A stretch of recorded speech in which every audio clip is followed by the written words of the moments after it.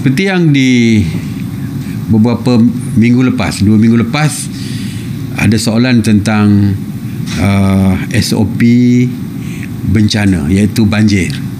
Ya, kerana kita bimbang berlakunya bencana di banjir, terutamanya di pantai timur Semenanjung ini, iaitu Kedah, Kelantan, Pahang, Terengganu. Biasanya monsun, musim tengkujuh berlaku di akhir tahun, bulan November, Disember, Januari, mungkin sampai Februari. Jadi kita telah pun bersedia, pihak NADMA telah pun membentangkan mengenai SOP pengurusan bencana semasa berlakunya banjir, terutamanya melibatkan SOP yang mungkin berbeza daripada biasa. Kalau biasa kita lihat dari segi kedudukan di tempat pusat perpindahan sementara itu, kadang-kadang tempatnya agak sempit, tidak ada penjarakan sosial pastinya. Begitu juga dengan kemudahan asas juga agak berkurangan. Jadi oleh itu maka NADMA telah menyediakan SOP yang lengkap tentang SOP banjir ini, pengurusan sewaktu bencana ini. Pengurusan bencana merangkumi pengurusan sebelum, iaitu sewaktu perpindahan banjir. Itu juga merupakan perkara yang perlu dilihat, kerana mungkin ada waktunya terpaksa mengangkat dan mendukung warga emas misalnya untuk keluar daripada rumah atau bawa ke pusat perpindahan sementara.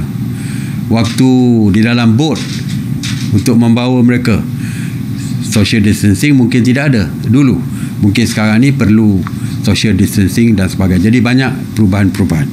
Yang keduanya, waktu berada di pusat perpindahan sementara pun juga seperti saya kata tadi, dari segi jumlah yang dibenarkan di setiap pusat perpindahan.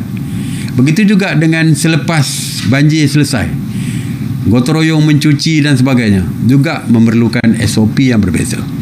Jadi NADMA telah pun mengeluarkan SOP yang lengkap tentang apa yang perlu dilakukan sewaktu banjir. Sebenarnya waktu banjir kita terpaksa membuka pusat perpindahan sementara walaupun kawasan itu kawasan yang PKPB, di kawasan merah sekalipun. Kita tak boleh nak berpindah mencari kawasan hijau, mesti berbuka di tempat itu juga. Cuma yang pentingnya adalah SOP biasa seperti MySejahtera pada setiap petugas.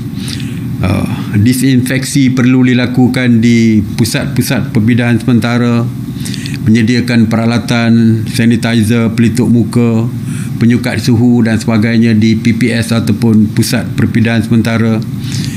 Kawasan mesti terbuka. Jikalau dalam dewan pun tidak boleh tertutup pintu, mesti dibuka.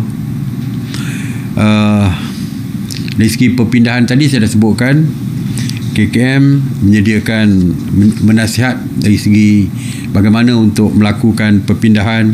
Sajian makanan biasanya melalui gotong royong. Sekarang ni tidak lagi melalui gotong royong, tetapi mesti dibungkus makanan, dipack dan sebagainya. Kalau dulu saya kata tadi ramai, tempatnya ramai. Sekarang ni penjarakan fizikal semasa berada di pusat perpindahan. Oleh itu jumlah tempat perlu ditambah.